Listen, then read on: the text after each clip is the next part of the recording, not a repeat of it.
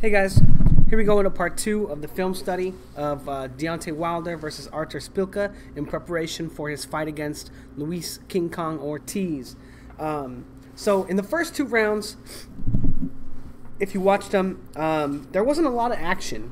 You know, Artur Szpilka has good head movement. He's constantly moving, dipping, slipping, you know, and it makes it very difficult for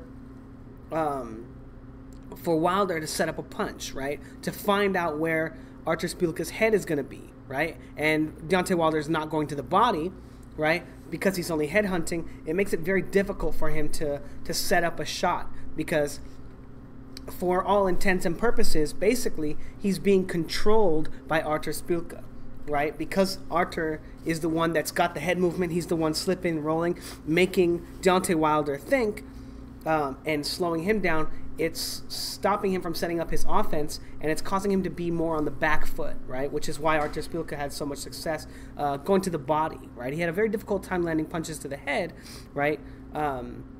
Because the way that Deontay Wilder would get his guard up and he would turn and pivot away from shots. But Deontay Wilder having a very difficult time because he's not using as much head movement. He's not using his lead hand to control his opponent. He's not feinting as much. He does have some good head movement, right? That makes Artur Szpilka have a very difficult time landing shots as well, but also slowing the pace down himself, right? But I would say Artur Szpilka, for the most part, has at this point more control over the fight than Deontay Wilder. Just because his head movement is a little better, and he's able to punch off of his head movement when it's hard to tell when he's going to set up a shot or whatever. And Deontay Wilder, like I said, is having a very difficult time, even though he's doing a good job still, right? They're both doing a good job, but it's just a slow-paced fight. So we're going to skip round 3 because round 3 is really slow. We're going to do round 4, right? And then I'm going to jump to round 9, the last round, and talk about it. There are some major developments in the fight, but I don't want to go over every round. I just kind of want to talk about the keys to victory. I want to talk about what Wilder does well, what he needs to worry about in preparation for the Ortiz fight. I don't want to get like too deep into the this fight in particular, just the adjustments. But anyway, so right away, as you can see, Artur Szpilka is the one coming forward, feinting with his hand, right? And he's got Deontay Wilder reacting to him, right? So that's what I mean by control over the fight, right? When you have your opponent reacting to you, right? Not only are they not setting up their shots, are they not worrying about what they're doing, but they're worried about what you're doing, and that also gives you the opportunity to bait them into a poor position, right? One thing that we watched in rounds 1 and 2 was Artur Szpilka flash the lead hand and then throw a straight left, right? And Wilder picked up on it, so he started trying to time Artur, and when that lead hand would come, Deontay Wilder would immediately turn away from the left, right, and then try to come back with the left hook, right? So he would turn his body to the right or to the left side, bring up his right hand to block Artur Szpilka's left hand, and then try to counter with the left hook. But Artur Szpilka started picking up on that and actually started throwing a double jab. And on the second jab, he was able to bait Wilder into turning away from the left hand, and he was able to land a jab, you know, maybe jab to the head or another jab to the body, or after he's already got Deontay Wilder turning away from the left hand, he's no longer in a position to deflect it or counter it, and he can throw a left hand to the body, right? Because he has the control of the fight, right? The control of the other fighter. He's got him reacting to him, right? And again, Deontay Wilder, for the most part, giving up that control. Now, right here, you see him vying for lead hand dominance, right? So if he can control Artur Szpilka's lead hand and keep Artur Szpilka's lead hand at home, he can have a better chance of controlling Szpilka by using that lead hand after he gains control to feint and probe himself, right? Because the idea is that you want control of the space between you and your opponent, not controlling the distance, not how much space is there, but you want control of that space. And because Deontay Wilder, if you look right here, because Deontay Wilder is not fighting for that space, right, Artur Szpilka is able to just walk in and use his head movement, use his lead hand, right, just kind of dip forward, you know, do this little, like, you know, kind of flinchy stuff that people don't really like in boxing. It doesn't look like clean boxing, but it's actually, you know, really high level stuff. And he's able to do that and keep Deontay Wilder on the outside, right? Keep Deontay Wilder from setting up his punches because he has control of that space because Deontay Wilder is giving it up. Now you see him, Deontay Wilder using his lead hand right here. He's attempting to control that space to stop Artur Szpilka from slipping inside, from feinting with his lead hand and setting up his shots, and that's exactly what he needs to be doing. I'm going to kind of try to get through this round a little quick so we can get to the next round, the more important round, but there's some really important stuff that happens in this round as well. So again, Artur Szpilka flashing that lead hand, right, and then Deontay Wilder expecting that left hand to come too, right? So the lead hand comes out, boom. Deontay Wilder bats down what would have been the left hand and then comes across with the left, with his own left hook, right? Boom. Bats it down and then tries to counter. You know, not a clean shot. You know, it doesn't land either, but not even a very good punch technique either. You know, someone in the comment section below in my last video talked about how Deontay Wilder throws basically only 2 punches. You know, and I think that's a very fair assessment. You know, very good jab, very good straight right hand, but not a lot of his other punches are very technically sound. And now here we have Deontay Wilder controlling the space between them with his own upper body movement, his own head movement, and his own feints, right? His own feints right here. He's able to feint Szpilka and get his guard up and then shoot a jab in and kind of time him right there. Again, feinting, coming forward, feinting, leading in, right? And because he's doing this, he's able to stop Artur Szpilka from leaning in and throwing his own punches. You know, he's still able to kind of explode out of his own guard and shoot a jab right there, but because he's not setting it up, because it's predictable, Deontay Wilder is able to easily navigate himself away from it. Again, Deontay Wilder doing a good job of controlling the space with his feints, right? Making Artur Szpilka react to him now instead of the other way around, which is very, very important. And you'll see in the next round why it's so much more important. Now, this is a problem right here. So Deontay Wilder comes in, right? And look at how he steps with his jab, right? Nothing wrong with that, right? But when he steps with his jab, that left hook kind of thing that comes over the top from Szpilka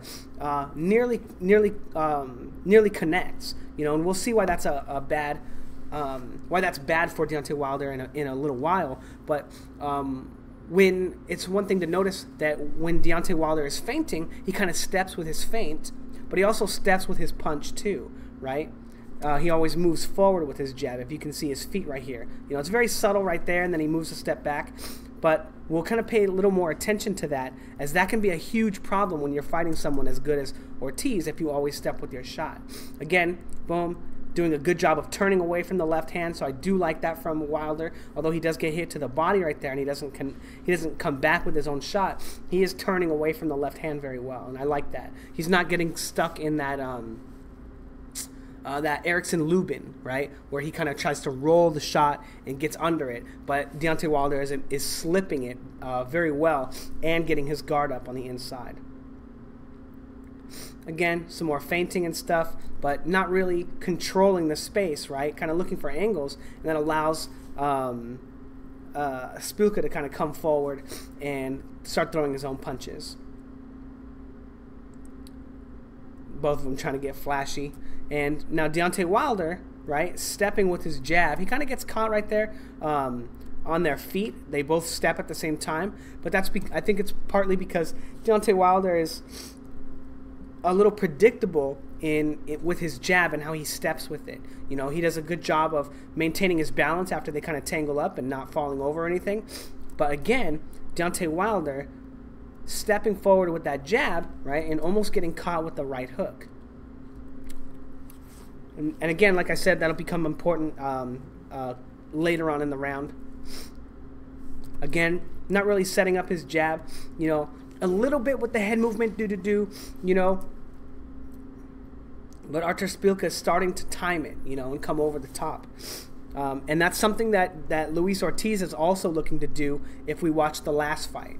And again, Artur Szpilka not really setting up those shots, not really having a chance to land them. Not able to get Deontay Wilder out of position before with his feints. They're not really working at the moment. Now Deontay Wilder doing something really good, right? Artur Szpilka slipping on the inside, right? And Deontay Wilder is shooting that jab at him, right? And not hard jabs, right? Just a little flicking jab, right? Flick, flick, flick, and it's making Artur Szpilka react to him, and he's able to stop Artur Szpilka from setting up his shots, right? Even setting up that body shot that he's been landing with his left hand so well. Ooh, and again, flashing in with that lead. Look at how fast that jab is too, just boom, and that right hand is just right there. But unfortunately, he doesn't set it up first, right? And Artur Szpilka is able to pick it off. He sees that it's coming because Deontay Wilder is kind of exploding out of his guard. Actually, it looks like that right hand lands pretty cleanly. You know, kind of bounces off his head. You know, he's rolling with it, so it's not like got his full power on it. But because Deontay Wilder is not really setting it up super well, he's kind of just exploding out of his guard. You know, again right there, stepping with his jab. Boom, step with the jab. It's kind of making it easier for Szpilka to kind of time him. You know, and we'll see the evidence of that in just a second. Not bad right there. Szpilka coming forward, shooting that shot, and Deontay misses his shot and is able to pivot. And when he misses that shot, he's able to turn on the inside and get away from the shot. It looks really sloppy, right? But he does do a good job of pivoting and moving away from his opponent's shot, right? Even though it does look a little sloppy and he could work on it, it's more important that he gets away from the counters and gets off the line than it is that it looks pretty. And that's one of the constant criticisms of Deontay Wilder is sometimes he looks amateurish in his movements. But as long as you're not getting punched in the face, I think you're doing a good job. Now, again, you know, I don't think this is going to be something that Luis Ortiz uses, right?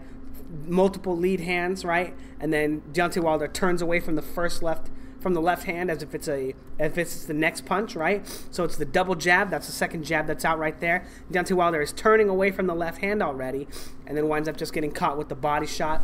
The body shots I do think are going to be really effective for Luis Ortiz. I definitely think that there are going to be a lot of them. And Deontay Wilder is going to have to work on that left hand, that left hook counter when he turns away from the body shot or he turns away from the left hand and come back with the left hook. I think he's definitely going to need to work on that. But I don't think that Luis Ortiz is going to be using a double jab to set those shots up against him. Now, this is really interesting right here, right? So I've talked about the lead hand of Deontay Wilder already, and I've talked about how he's been flashing out flashing out with his lead hand and stepping with his jab and making it really easy for Artur Szpilka to slip it and to get away from it. Now we see Deontay Wilder just flashing it, right? He just kind of sticks it out there, boom, and Szpilka slips it, right? He's able to get Szpilka out of position because he knows he's going to slip the jab by just flicking his jab out there. Now he's controlling him with that lead hand again, right? And then you see that little hand motion right there? Let's get into the slow-mo right here, right? So he flashes his lead hand, boom, and Szpilka is expecting a jab now, right? He's expecting a jab, and he goes to catch it with his own lead hand, doing the right thing, right? Controlling your opponent's lead hand. So what does Deontay Wilder do? He flashes that lead hand again, right? Because he knows Szpilka is going to catch it, right? And is able to set up a right hand off of it. Beautiful boxing right here, you guys. Let's just look at that whole sequence again, right? So he comes forward, and instead of just shooting his jab as a hard punch, he's now using it to control Artur Szpilka, right? Because he's not committed to the jab, because he's not thrusting in, he's not shooting it super fast. He's in perfect position to throw a counter right anytime that he wants, in any opportunity that he has where Szpilka might put himself out of position for it, right? So now he's just pawing with the jab, pawing with the jab, and he gets Artur Szpilka to say, hey, I can't let him paw with the jab. He's controlling me right here, and in this position, when he's down here getting away from the jab, he doesn't have a way to set up his own shots. So Artur Szpilka, doing the right thing, tries to control the jab. He tries to time it right there, and now that he's got Artur Szpilka trying to time it and he tries to catch that jab, he's able to set up his right hand and land a huge shot, right? Now this is extremely important, right? Because look at the rest of the fight compared to this little 5-second sequence, right? Look at how much different this is than the whole rest of the fight that we've been watching, right? It looks like Artur Szpilka is just lying down and walking into this shot because he's being controlled by his opponent, right? Because Deontay Wilder is finally starting to put it together in the course of this fight that he needs to control his opponent. And as I talked about in the Billy Joe Saunders versus David Lemieux fight, I didn't think either one of those fighters was going to know how to control the other. I didn't think either one of them was going to have very good feints. I didn't think either one of them was going to be using lead hand dominance to control their opponent, to feint them, and to probe them, to make them, force them into making their move without setting it up, or be able to set their punches up with the feinting. And I thought that meant that I thought that meant that David Lemieux was going to smash Saunders, because eventually Saunders would get into a position where he's out of position, because David Lemieux is so relentless. But because of the fact that David Lemieux, or that Billy Joe Saunders was able to control him, he was able to make the fight look really easy. You know, and a lot of people, you know, said that David Lemieux kind of laid down for him and didn't even try. And that's going to happen every single time a fighter with really good control of the other fighter fights a fighter who doesn't know how to control the other fighter, right?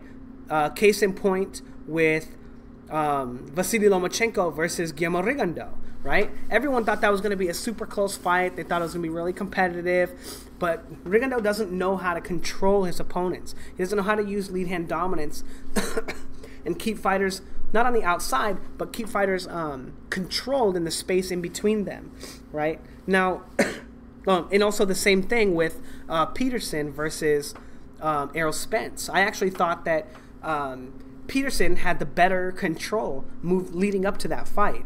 You know, the better feinting, the better slipping, the better head movement, and I thought that stuff was going to give Errol Spence a lot of problems. But Errol Spence surprised me and showed the fight to be so much more one-sided than it could have been by using his lead hand to control his opponent. And he made it a completely one-sided beatdown, right? And that's what I want to talk about, and why it's so important that this stuff takes place, and whether or not it takes place will determine how successful a fighter is in the fight.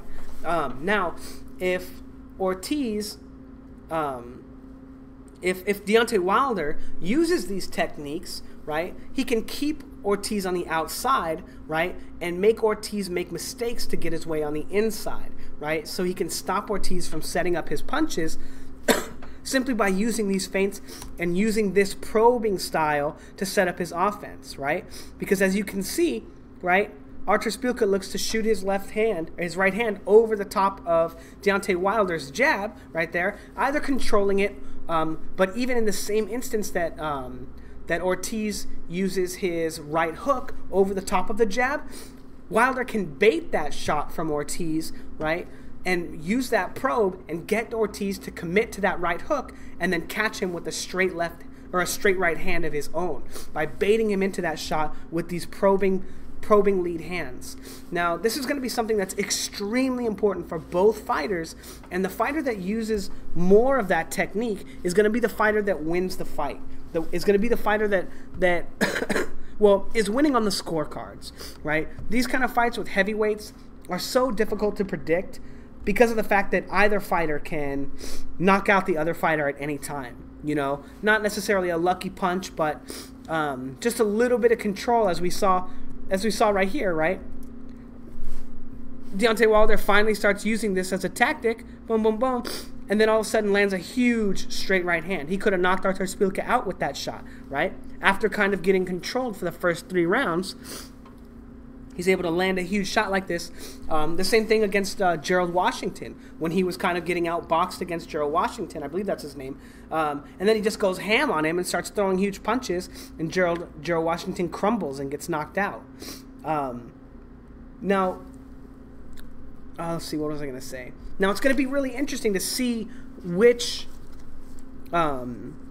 style of fight Deontay Wilder chooses to have during the course of his fight with Luis Ortiz. And we're going to do one more round after this, just real quick, but I think that there's another instance right here that's really bad for Deontay Wilder. Maybe it's not in this round. Maybe it's in round 5. Yeah, I think it is in round 5. We are going to watch it, though. I'm going to go over it real quick. Yeah. I don't know where in round 5 it is. Let's see. Oh, right here. It's right here. So here we have Deontay Wilder. Now, again, notice how different this is than the last sequence that we just watched, where Deontay Wilder shoots that lead hand out, probe, not committing to it, and then he gets Artur Szpilka to try to to control his lead hand, and then shoots that straight right hand. Deontay Wilder just comes forward, flashes that lead hand, right? And boom, even though he does land his right hand, Artur Szpilka lands a counter right hook that stuns Deontay Wilder and almost drops him, right? That's because he's not using that probe. He's not able to make Artur Szpilka make the first move, right, with the probe and make him make a mistake before launching his actual attack, and winds up getting countered. Huge right there. Now, this is going to be a huge point of contention in the fight. Which kind of offense is Deontay Wilder going to use? Is he going to set his punches up with that probing style, or is he going to flash in with his lead hand and try to give him the old 1-2 and get countered, right? Now, for the most part, I think that the fighter who's reacting is going to have the advantage in this fight. Just because I don't think either of these guys set up their punches super well, right? Luis Ortiz does a decent job, and we will get a look at his fight with David Allen and how he sets up his punches against someone who has good head movement and slipping and stuff like that. But I do think that he's going to be susceptible to counters as well. And we'll talk about more of that when we get to the David Allen fight. But here we're going to go ahead and get into round 9. It's the last round of the fight. It's only 2 minutes. Because it is the knockout round. But I want to talk about the stark contrast in this round and all the previous rounds. Look at how Deontay Wilder comes out now after having so much success in the previous rounds with his lead hand, right? Look how stretched out his lead hand is, controlling Artur Szpilka, keeping him on the outside. Artur Szpilka wants to set up his punches, but he's having a hard time because Deontay Wilder is controlling him. Again, Artur Szpilka looking to set up his shots. Deontay Wilder starts bringing up his lead hand. And now he's able to stop Artur Szpilka from setting up any punches off of that lead hand, right, like he's been doing, by controlling him with that lead hand and taking a step back. You know, Deontay Wilder is showing that he's learned a lot during the course of this fight and during the course of this the rounds that he's had against him. Again, great lead hand control, right? He's showing that he's kind of evolved during this fight, and he's doing things that he wasn't doing in the beginning of the fight. Again, controlling him with the lead hand and then feinting with the lead hand and making Artur Szpilka reset. Again, keeping him on the outside. And, you know, notice it's not controlling the distance, right? Look how close they are to each other. They can both punch each other, right? But Artur Szpilka doesn't feel comfortable throwing punches at Deontay Wilder because he's being controlled, because he's got that lead hand in his face. Again, beating him to the line, you know, it's basically a free punch because Artur Szpilka is moving to the right and he's able to land that shot. But Deontay Wilder doing a good job of controlling Artur Szpilka, again, controlling that lead hand and able to control him on his way back. You know, why didn't Deontay Wilder fight like this during the course of this entire fight? He could have made the fight look so completely one-sided that Artur Szpilka never would have landed any shots, let alone that one that hurt him. And again, right, not stepping with that jab, right, stepping forward, right, he gets a little shuffle with it, but he's not stepping forward and moving into Artur Szpilka's range, which is going to allow him to use his 7-inch reach advantage against his opponent much more effectively. But again, controlling him, right, those lead hand come out and he starts controlling him with that lead hand, getting the jab in his face, even though he's not punching him with it, even though he's not connecting with it. Good feint right there. And then the counter coming from Szpilka, right? So he feints him, feints the 2, and then Szpilka coming in with the jab. And he's able to control him with the jab and keep him on the outside. Again, Szpilka not having any success in this round so far because he's being controlled by Deontay Wilder. This round being so starkly different from all of the previous round that Artur Szpilka doesn't have any recourse. He doesn't know what he's doing at the moment. Again, a good feint from Deontay Wilder as Artur Szpilka starts coming in. He's able to feint him, right? Boom. And then Artur Szpilka steps out to the side, right? Presumably setting up a right-hand counter or a straight left hand. But Deontay Wilder not giving it to him because he's using the feints and using the probes very effectively. Again, not able to set up his punches, right? Because he's being controlled, feinted, right? And as soon as he starts moving in, Deontay Wilder just takes a step back and he's able to get away from him. Very easy fight for Deontay Wilder here. And now things kind of change up during the course of this round now because Deontay Wilder starts inviting Artur Szpilka in, right? Remember earlier, he would time him with the lead hand. So Artur Szpilka would come in with that lead hand and then shoot another lead hand or shoot that left hand to the body. Deontay Wilder's trying to catch him on the way in, right? But you can see that Artur Szpilka is now able to set up his punches and get on the inside of Deontay Wilder because Deontay Wilder is looking to counter him, right? And the reason that that's important is because you can see a momentum change in this round from this point on, you know, all the way up until around the point of the knockout, where Deontay Wilder is no longer using he stops using his lead hand to control Artur Szpilka because he's trying to invite him in. And you can see how much trouble that gets Deontay Wilder in, right? Now he's not controlling him, right? And Artur Szpilka is able to flash the lead hand, right? And Deontay Wilder misses the counter and winds up eating a left hand. And that's all because he's no longer using his lead hand to control Artur Szpilka, and that's allowing Artur Szpilka to feel confident to move into the space that he needs to set up his punches against Deontay Wilder. You know, good sport right there. It wasn't really on the back of the head, but, you know, it's not really important either. But, and now Deontay Wilder going back to the control, feinting, bringing his hands up, bringing his lead hand up to control Artur Szpilka, and Artur Szpilka has to respect it, you know. Boom, he sees it up there, he goes to touch gloves with him, and Deontay Wilder is able to circle him and control him with that lead hand, and Artur Szpilka, again, not really able to set up his shots. Now, again, Deontay Wilder, you know, get a little relaxed with it, stops, keeps his hands at home, and Artur Szpilka sees that's his opportunity to start throwing punches, to start setting up his offense, right? And you can see the stark difference between when Deontay Wilder is using that lead hand and able to keep him on the outside, again right here, right? Just a simple, you know, show him the lead hand, feints him, right? Show him the lead hand, and Artur Szpilka has to take a step back and reset because he's worried about that right hand coming. He knows what's coming next. Good setup right there, right? Just probing with the lead hand, shows the lead hand, and then shoots a two at him. And I think it lands, to be honest. But again, able to control him with that lead hand as soon as he starts setting up his shots and take a step back and control him and push him off right there.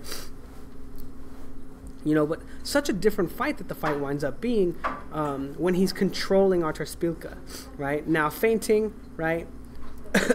And Artur Szpilka not really able to set his shot up and land it because of the head movement from Deontay Wilder, right? And when I talk about head movement, you guys, this is head movement, right? There's no punches coming at Deontay Wilder, and he moves his head down here, move here, rolling, slipping this way. And you're not waiting for your opponent to throw a punch at you before you move your head, right? If someone has to punch at you for you to move your head, that's just common sense that you move out of the way. That's just common sense. That's not defense. That's not head movement. That's common sense. You know, head movement is proactive, not reactive. But anyway, moving on. Deontay using his lead hand again, right? Let's see. Feinting him again, very important.